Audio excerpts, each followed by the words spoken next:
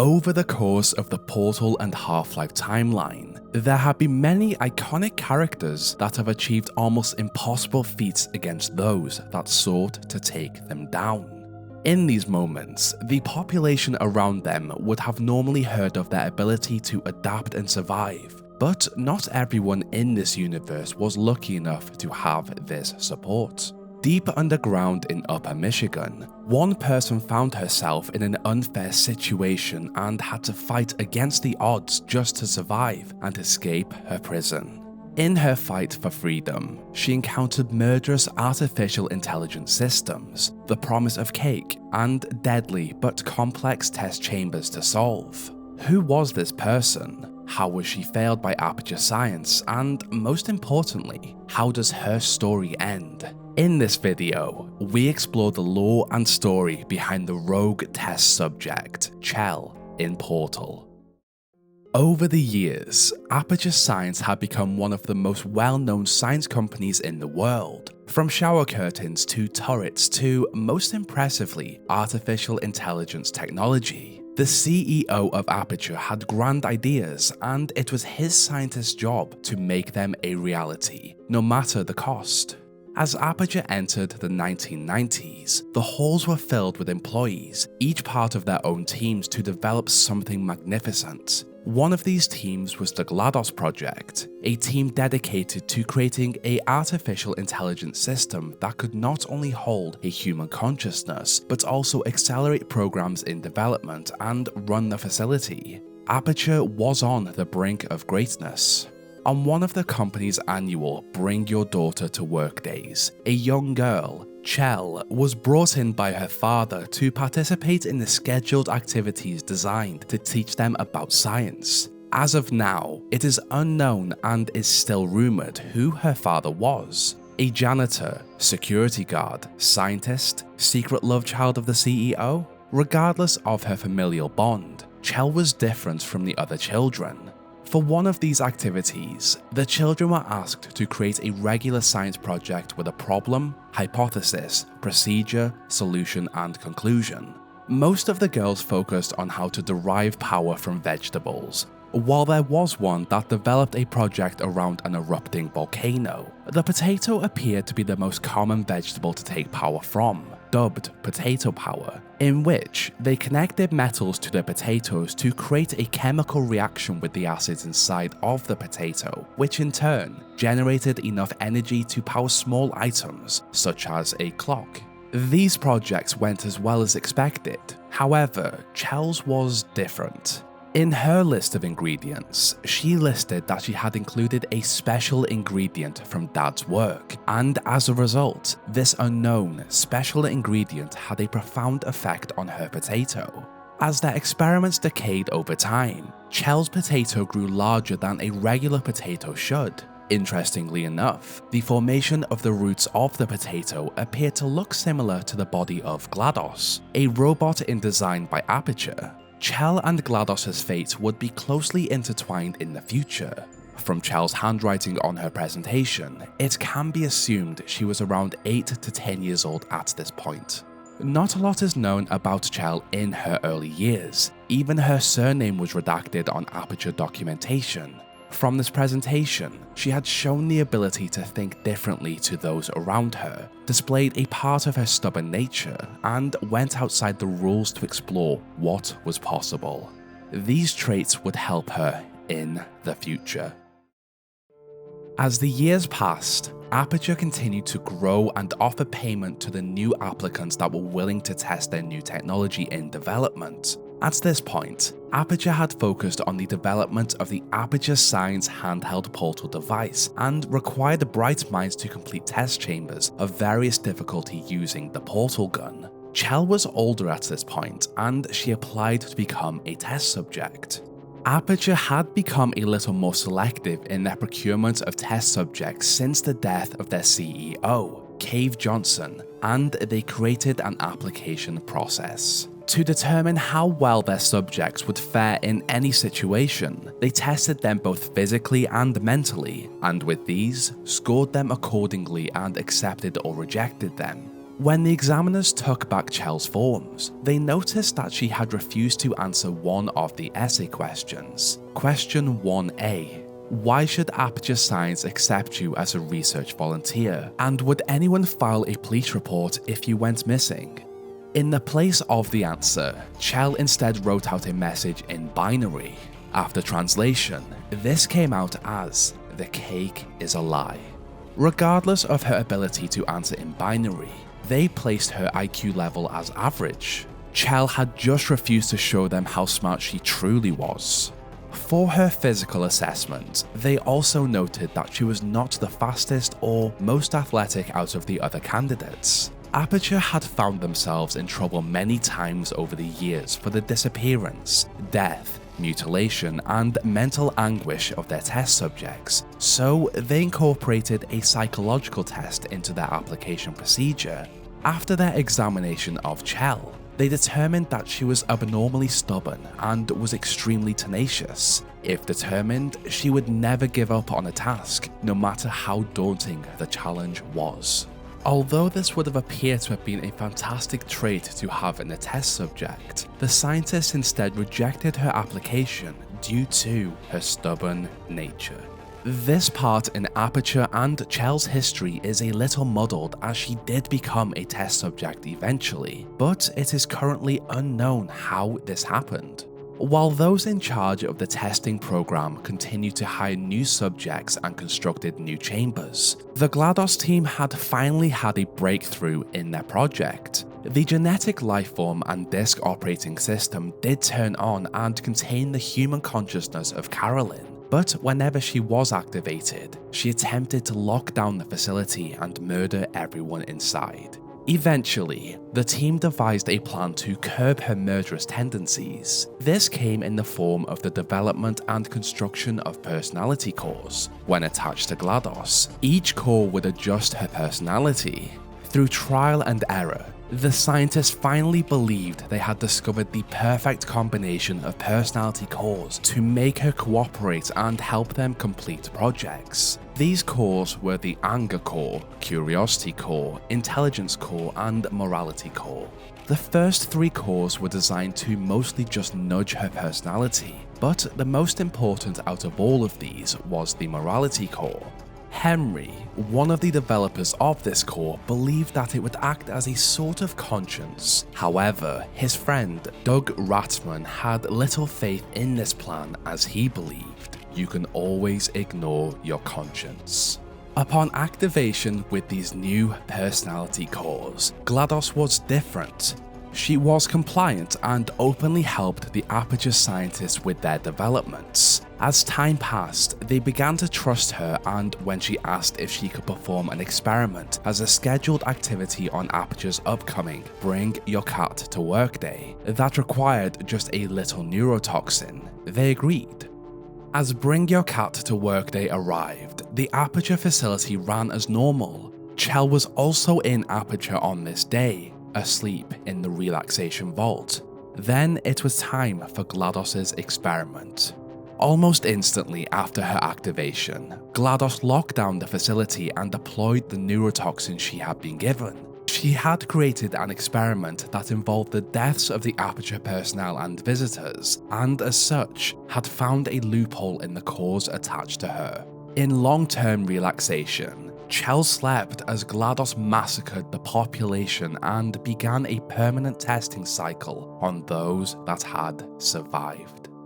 GLaDOS had murdered the majority of the Aperture personnel, but she still wanted to test and beat a rival company, Black Mesa, in the race for portal technology.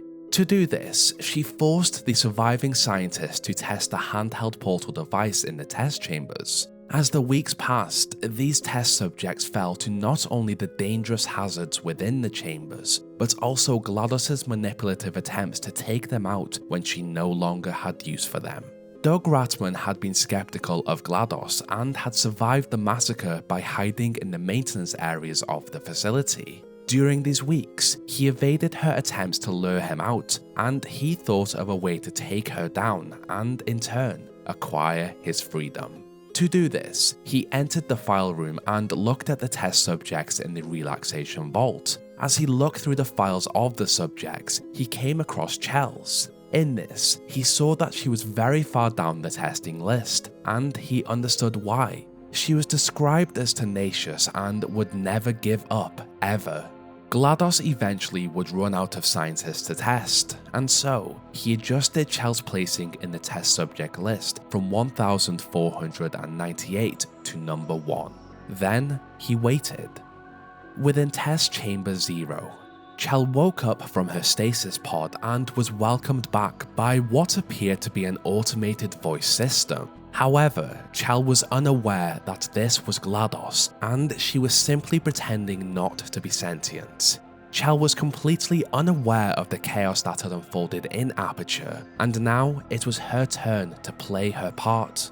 In her orange jumpsuit, Chell followed the instructions of GLaDOS and was guided to the portal gun. She also learned that she could fall from great heights in these test chambers thanks to the advanced knee replacement attached to her legs. Chell's strong will and resourcefulness allowed her to quickly make her way through the chambers and solve the puzzles. To her, this was a simple job, and all she had to do was reach the end of the testing track to receive her payment. Then she reached test chamber 16. Before she could enter, GLaDOS explained that an error had adjusted this chamber into a live fire range, but it was still possible to complete. Without question, Chell entered and avoided the turrets, but then she noticed something odd. A panel had been pushed out within the chamber, and inside, she discovered what appeared to be a secret den. On the floor and walls, she saw the mad ramblings of Doug Ratman. Help, and the cake is a lie. Something was off about this whole situation. This only became more apparent when GLaDOS cut out during her speeches with information that could help Chell.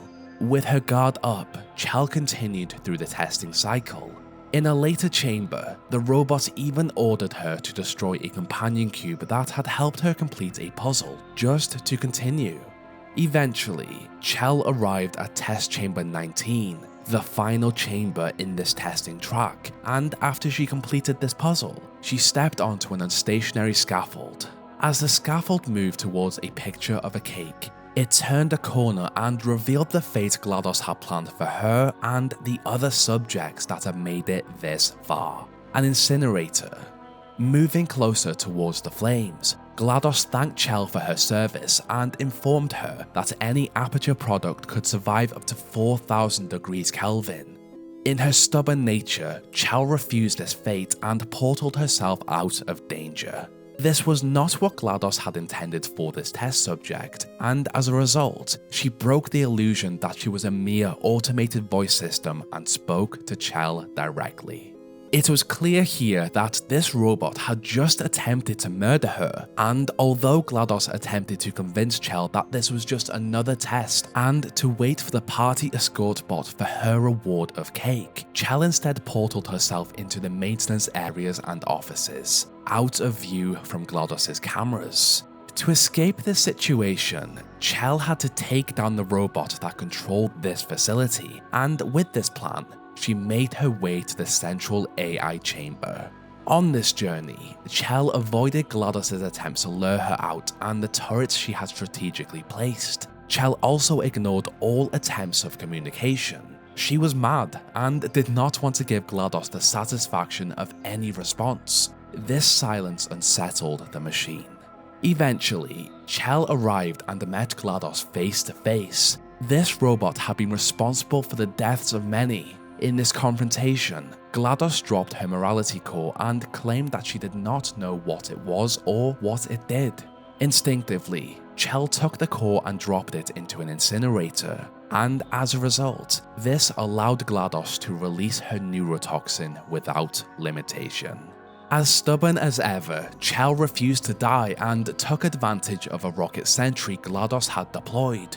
With her portal gun, Chell manipulated the trajectory of the rockets to hit GLaDOS instead. Each hit detached one of her cores, and as each of these entered the incinerator, GLaDOS grew more and more mad. Finally, As Chell dropped GLaDOS's last core, the anger core, into the incinerator, the reactor above GLaDOS that had relied on these cores to stay stable melted down. Instantly, Chell looked up to see a giant portal form above GLaDOS as it pulled herself and the murderous robot through it into the car park of Aperture. Chell had finally escaped, but the explosion and heavy impact as she landed in the car park had knocked her out. Unconscious and unable to defend herself, a party escort bot dragged Chell back inside and to the extended relaxation facility, placed her inside her own chamber, and connected her up to the life support system. The explosion in GLaDOS's central AI chamber had been felt across the whole facility, and as a result, the power surge had stopped the power flow to all of the life support systems in Aperture. Chell had lost control of the situation once again. To her luck, Doug Ratman had followed her journey pretty closely, and as she had taken GLaDOS down and given him back his freedom, he re-entered Aperture and attempted to save her. As he arrived at the extended relaxation vault, he discovered that she had been connected to the life support system and could no longer wake her, and with it, he had a very important decision to make. If he diverted the power supply to her chamber, she would live but continue to sleep for an unknown amount of time. If he did not act, she would pass away. In his words, he could give her the long sleep or the long sleep. Chell had been responsible for the fall of GLaDOS, so he chose to power her chamber and left her in the hope someone would wake her at one point. Doug subsequently left her to sleep and climbed into an unpowered vault of his own, and it is very likely he succumbed to the injuries he had taken on his quest to save his savior. As Chell slept, the life support system took care of her as her relaxation vault decayed over time. At one point, the system woke her up to confirm she was still alive and capable of performing standard actions. Likely heavily dazed, Chell followed the system's orders and returned to the bed when she was instructed. Then she woke up once again, and from a quick glance at her surroundings, it was clear she had been asleep for a much longer period of time. As Chell looked around and attempted to understand where she was, one of Aperture's personality cores entered the room. He explained that she was still in Aperture, despite the illusion of this hotel room, and that they could help each other escape. Completely unaware of how this had happened to her, she followed Wheatley through an aperture that had been reclaimed by nature. She also noticed that her advanced knee replacement tech had been replaced by long fall boots. To escape, Wheatley explained that they would have to activate a control panel just under GLaDOS's AI chamber to summon an elevator to the surface, and as they entered, Chell saw the damage she had caused during their fight.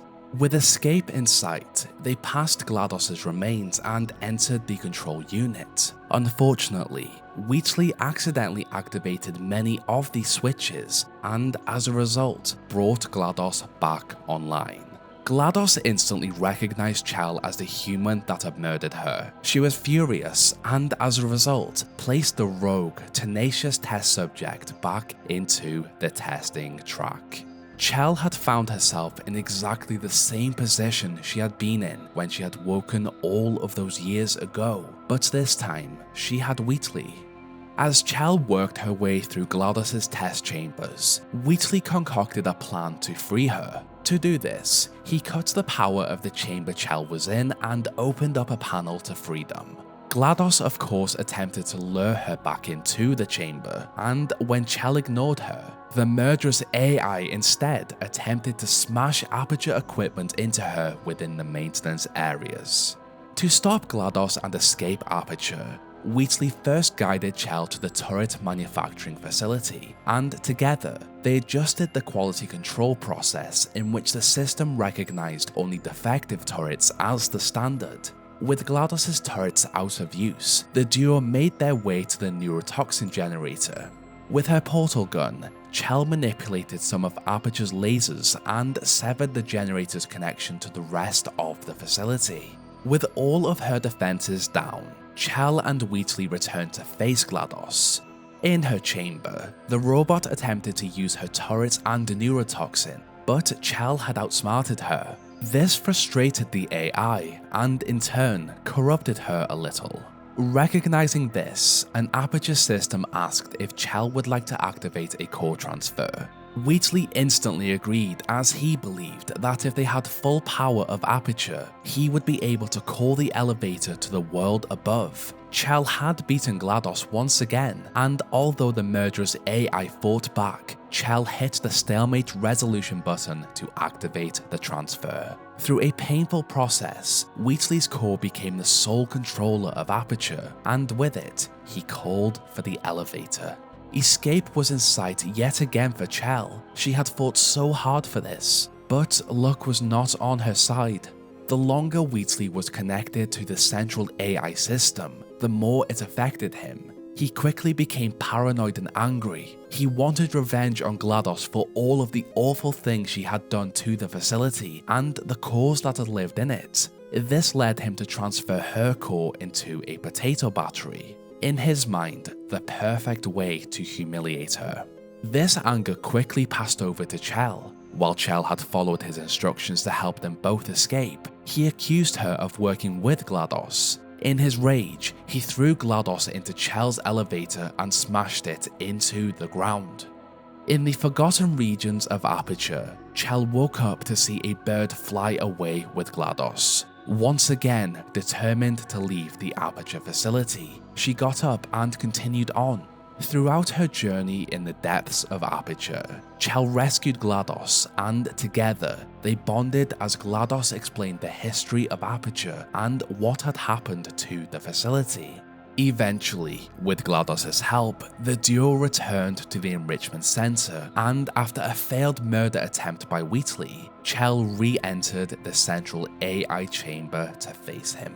Wheatley had prepared for this moment. He had watched the footage of Chell's fight with GLaDOS in an attempt to Chell-proof his lair. However, GLaDOS also had a plan.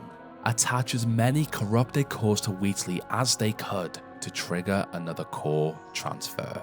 In this final battle, Chell used one of Wheatley's bombs to release conversion gel into the lair, and with this gel, she created portals to throw his bombs back at him. Each time Wheatley was hit by one of his own bombs, he was stunned, and in these moments, Chell attached a corrupted core. Shortly after, the system offered a core transfer, to which Chell attempted to hit the stalemate resolution button after Wheatley refused to go along with it. As Chell entered the room with the button, she accidentally activated the bombs Wheatley had prepared just in case. As she was thrown back, she watched as the facility began to fall around her. Wheatley had not looked after it and was close to collapse. Just above, Chell noticed that a part of the ceiling had fallen and offered her a view of the moon. From her exploration through the depths of Aperture, she had learned that moon dust was a perfect portal conductor, and with this knowledge, she shot her gun at it. With one portal on the moon and the other directly underneath Wheatley, both Chell and the robot were pulled through onto the moon. It appeared to be the end. To Chell's luck, in this chaos, GLaDOS had reattached herself to the central AI chamber and pulled Chell back in. Their bond had saved Chell's life, and as a result of this, GLaDOS allowed Chell to finally leave. She believed that killing her was too hard and letting her go was the easy option. This was the moment Chell had waited for, and as the elevator went up, GLaDOS even activated a turret orchestra for her, a final goodbye. Then she left the elevator and found herself in a field of wheat for as far as the eyes could see.